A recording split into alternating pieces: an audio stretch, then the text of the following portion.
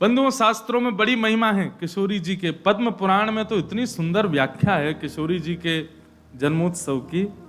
1000 Ekadashi multiply into 100 कर दो, जितना आएगा इतना फल मिलता है एक राधाष्टमी का व्रत करने से।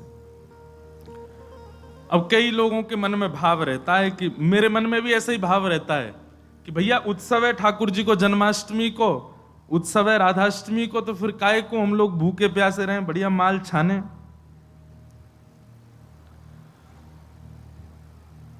तो भाव तो रहता है, पर शास्त्रों में बड़ी महिमा है। व्रत करने का नियम मूलतः इस भाव से होता है कि भाई जब हम अन्न का सेवन नहीं करते हैं तो अन्न सेवन ना करने से आलस्य जाता है। अन्न सेवन ना करने से मस्तिष्क में, मन में नकारात्मक ऊर्जाएं नष्ट हो जाती हैं। फलाहार रहते हैं तो निश्चित ही है ऊर्जावंत होते हैं, तो ऊर्जावंत होंगे तो और बढ़िया उत्सव मनाएंगे। लेकिन बिल्कुल ही आहार ग्रहण नहीं करोगे तब तो फिर मतलब व्रत इसलिए करना है कि उत्सव में आपसे आपकी ऊर्जा पूरी लगे, आलस्य ना आवे, नकारात्मक भाव ना आवे, मन में कोई दुर्भाव ना आवे, इसलिए अन्न का त्याग किया जाता है। बाकी तो उत्सव में तो खूब पाओ धुआंधार, लेकिन व्रत करने से आपके उत्सव में बेहोशी आ रही है महाराज और बिना भोजन किए कुछ तो फिर उत्सव को भंग करने वाली बात हो जाएगी। उत्सव को भंग नहीं, उत्सव को सुंदर बनाने के लिए व्रत करना है। तो राधाष्टमी उत्सव पर इस बार व्रत निश्चित करो, हर बार ही करो। वैसे तो शास्त्रों में दशावतारों में 4 अवतारों के व्रत करने की आज्ञा दी है, रामनवमी और नृसिंह चतुर्दशी, कृष्ण जन्माष्टमी और वामन द्वादशी। लेकिन जब हम रामकृष्ण उपासक हैं तो हमारे भाव में रामकृष्ण दो एक हैं, ये दोनों भी एक हैं, और फिर इनकी आह्लादनी शक्तियां भी एक हैं। राधा कृष्ण स्वरूपाम्बई कृष्ण राधा स्वरूपिणौ कलात्मानम निकुंजस्थम गुरु रूपम सदा भजे। तो जब किशोरी जी ब्रजमंडल में ठीक ठाकुर जी का ही स्वरूप हैं तो फिर उनके लिए भी ये व्रत की क्रिया करनी है। पद्म पुराण में ब्रह्मा जी ने इसका बहुत सुंदर वर्णन किया है कि भैया व्रत निश्चित करना चाहिए, इतना फल मिलता है, इतना फल मिलता है। लेकिन जब भी फल कोई फल बताता है ना कि महाराज जी ये करने से ये फल मिलता है, ये करने से ये फल, मन में एक ही बात आती है, अगर ये करने से ये फल मिलता है, अगर हम इसके बदले फल की कामना ना करके ठाकुर जी की कामना करें तो हमको व्रत इसलिए करना है हमको श्री जी मिले, हमको व्रत इसलिए करना हमको ठाकुर जी मिले। अक्षय तृतीया के दिन लोग दुनिया भर का दान करते हैं, चावलों का दान कर रहे हैं, अन्न का दान कर रहे हैं, स्वर्ण दान कर रहे हैं, चांदी दान कर रहे हैं, जे दान कर रहे हैं, वो दान कर रहे हैं। हमारे मन में भाव आता है कि भैया वादना नाम को दान करो, जो राह में मिल जाए वही से कहो जय श्री कृष्ण, जो राह में मिल जाए वही से कहो राधे राधे, नाम दान करते चलो। बोले क्यों? बोले अक्षय तृतीया को कछु दान करो तो अक्षय है जाए, तो हम नाम दान करें, हम ठाकुर जी को भजन दान करें, अरे भक्ति दान करें, अपनी भक्ति अक्षय हो जाए, नाम अक्षय हो जाए, प्रेम अक्षय हो जाए, ऐसी अक्षय तृतीया मनाओ। तो कभी भी आपको किसी व्रत या किसी नियम के पीछे फल बताया जा रहा हो, सुन लिया करो, अच्छा इससे ये फल मिलता है, उस फल को गौड़ करके उस फल के स्थान पर किशोरी जी को विराजमान कर दो। हे किशोरी जी, हम राधाष्टमी को व्रत या मारे करेंगे कि हमको आपकी प्रेम लक्षणा भक्ति प्राप्त हो, आपको प्रेम प्राप्त हो, इसलिए हमको व्रत करना है। तो राधाष्टमी उत्सव इस बार भागवत कृपा निकुंज में गिरधर लाल जी का मनाया जाएगा। सुबह 9 बजे से क्रम रहेगा, 8 बजे द्वार खुल जाएंगे, आके बैठ जाना। 9 बजे फिर अभिषेक होगा, टीवी हम लगवा देंगे 2-4 ताकि लाल जी दिखें आप सबको, और फिर उसके बाद बधाई गायन उत्सव आदि चलेगा। 10-11 बजे तक का क्रम रहेगा, ज्यादा लंबा नहीं, छोटा ही क्रम रहेगा। और क्योंकि व्रत रहेगा तो केवल पंचामृत मिलेगा पीवे को, खावे को कछु ना देंगे हम। प्रसाद भी रहेगा, सब लोगों को थोड़ा थोड़ा प्रसाद बाहर ही मिल जाएगा। फिर उसके बाद राधा वल्लभ जी जाइयो, वहां पे ऊधम मचाइयो, बिहारी जी जाइए और सुनिए, राधाष्टमी को हमारे ब्रजमंडल के रसिक शिरोमणि स्वामी श्री हरदास जी का जन्मोत्सव है।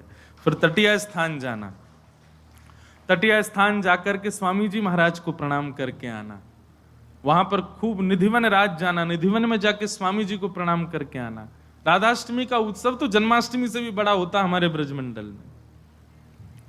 तो ऐसे राधाष्टमी का भाव। अब कई लोग पूछ रहे हैं कैसे क्रम होना चाहिए, तो देखो ठाकुर जी का जन्मोत्सव मनाया जाता रात्रि 12 बजे, पर किशोरी जी जो हैं ये उदिया भाव से प्रकट हुई। मतलब सूर्य उदय, जैसे ही सूर्य की प्रथम किरण पड़ी है पृथ्वी पर, बस हल्के हल्के सूर्य उदय हुआ, तभी किशोरी जी का प्रादुर्भाव हुआ।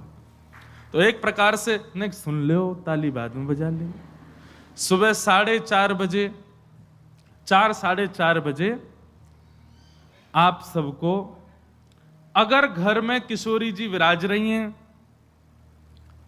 स्वच्छंद भाव से, तो किशोरी जी को अभिषेक करना। वैसे हम तो दोनों उनको ही कर दें। जन्माष्टमी पे भी युगल सरकार, घर के ठाकुर जी जो हैं युगल राधा कृष्ण, उनको करें, और राधाष्टमी पर भी दोनों उनको ही करें।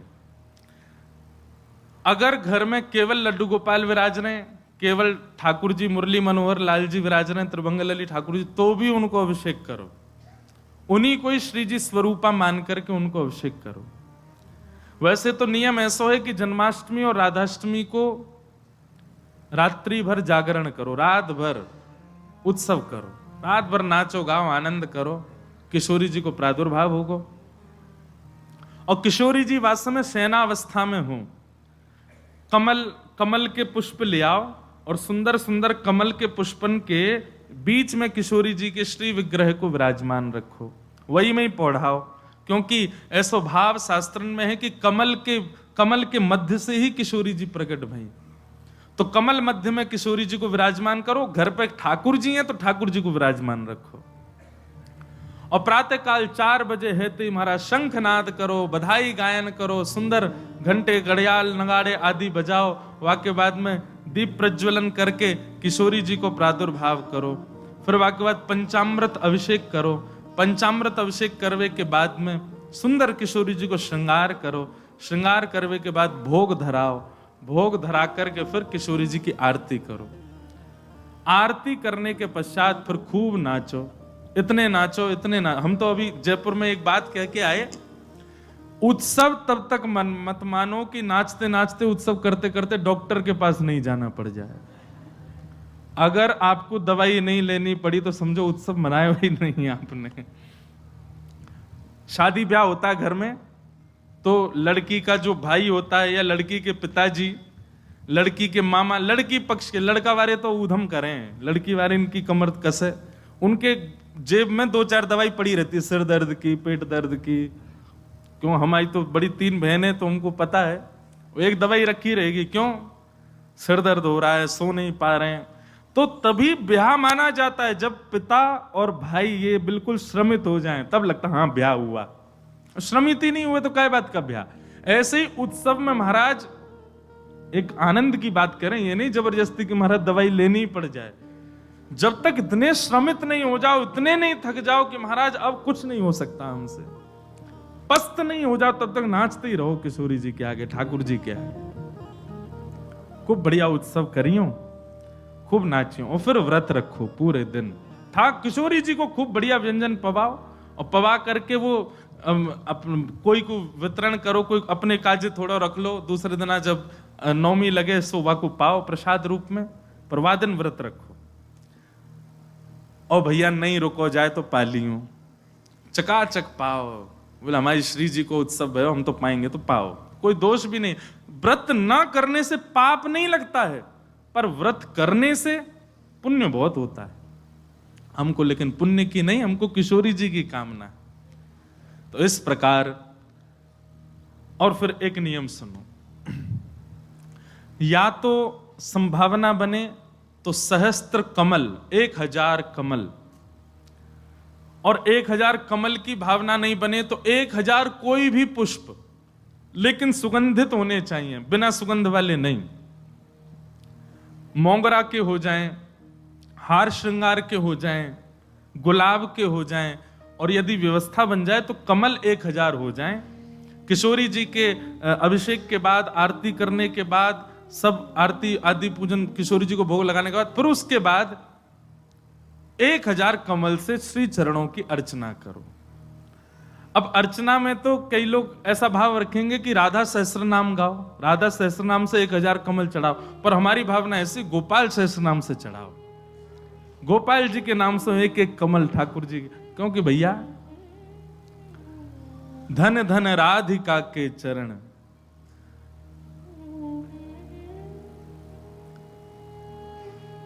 परमानंद दास जी का पद है, और उसी पद में कहते हैं श्याम जिनकी शरण। अरे कथा तो यहां तक आती है कि किशोरी जी के सदा चरणन में ठाकुर जी रहे।